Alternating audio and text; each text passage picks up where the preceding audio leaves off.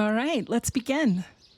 People ask me all the time where to start with the Norse path, and they expect me to say runes or gods or magic or some dramatic doorway, but I always tell them the same thing. Start with the people. Start with the worldview. Start where everything actually begins. Before we go any further, you should know who's talking to you. I am an enthotherapist with a degree in psychology, and I spent years studying Norse culture and worldview, not as a hobby, but as the backbone of how I understand people. The old Northern way has been walking with me for a long time, and it shapes the work that I do, the way that I teach, and the way I help people rebuild meaning in their lives.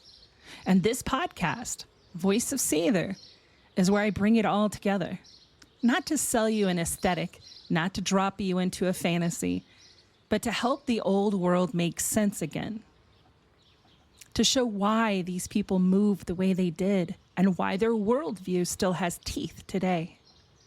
You don't have to be Norse to be here. You don't have to know the sagas. You don't have to be a scholar. What you do need is curiosity and honesty and the willingness to learn the foundation before you start stacking bricks. So let's walk into their world for a moment. Not to role play, not to romanticize, just to remember how they lived. So, picture a longhouse, not as a museum exhibit, but as a living place. The air is warm with smoke, tools hanging where people could reach them, children underfoot weaving between adults who were working, fixing, cooking, arguing, laughing,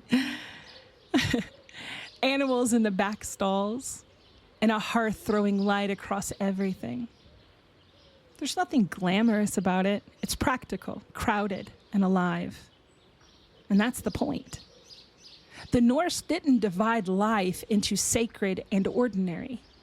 Work, worship, argument, reconciliation, birth, death, it all happened under one roof, one space, one shared life. So when we study the worldview, we're not studying belief in the modern sense. We're studying the soil they grew in, the assumptions they moved through, the atmosphere that shaped every choice. And that begins with 3 pillars, 3 forces that held their world in place: land, kin, reputation. Nothing in their society makes sense unless you understand these 3 things. So let's start with the land. Land wasn't property. It was survival, identity, memory, and responsibility. A family's land carried the graves of their dead and the labor of their living. It held their luck, the accumulation of choices, brave choices, and generous choices made across generations. We'll get into that later. When you stepped into your land, you stepped onto the story of everyone who came before you, and the land watched how you acted in return. That's why respect for place runs so deep in the Norse culture. Every hill, every river, stone, and field had presence, agency, character. These weren't metaphors, they were relationships. The second pillar is kin. Kin wasn't just blood. It was network, obligation, safety, and expectation.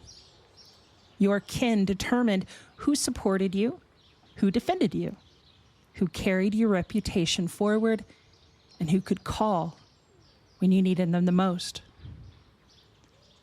And in return, you owed them reliability, the kind that didn't bend under pressure, that didn't mean harmony.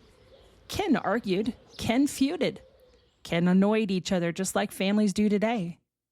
But they also held one another upright in a world that didn't give many second chances. And that third pillar is reputation. To the Norse, reputation was an image. It wasn't performance. It wasn't what you posted or pretended. It was the story other people could tell about you without lying. Were you reliable? Were you fair? Did your word match your actions? Did you return what was given to you? Did you stand steady even when things got hard? Reputation was moral gravity. It followed you everywhere. It created opportunity or closed doors. It shaped your destiny more than any prophecy. Now, I want to tell you a little something from my own life, not as a confession, but as a bridge. When I first started really studying the Norse worldview, I didn't expect it to hit me the way that it did. I didn't expect it to shine such a bright light on the places where modern life had trained me out of trust. Trust in people, trust in community, and trust in myself. The more I learned about their systems, the more I realized how much of our modern struggle, identity, loneliness, anxiety, disconnection, comes from the loss of these three pillars. We live far from our land, we drift from our kin, and we treat reputation like a costume instead of a lived truth. But when I stood in the Norse world long enough, the fog started to clear. They weren't perfect. They weren't romantic. They weren't timeless sagas. They were human beings who built practical systems to answer the same questions we're still asking today. Where do I belong? Who stands with me? Who am I becoming? And what weight do my choices carry? And that is what I want you to see. This isn't archaeology trivia. This isn't reenactment. This isn't nostalgia. This is a worldview that still works, maybe now more than ever. Because here's the part that most people forget. The Norse weren't just building boats and carving rune stones. They were building people. They were shaping character through expectation, responsibility, reciprocity, and relationship. And that is what we're rebuilding here. Not pretending to be them, but understanding how they stood in the world so we can stand with more clarity on our own. So before you go, let me leave you with this. The old world isn't behind you. It's right underneath you. So walk like you know what you're standing on. Join me next time as we keep building this foundation, one lived truth at a time.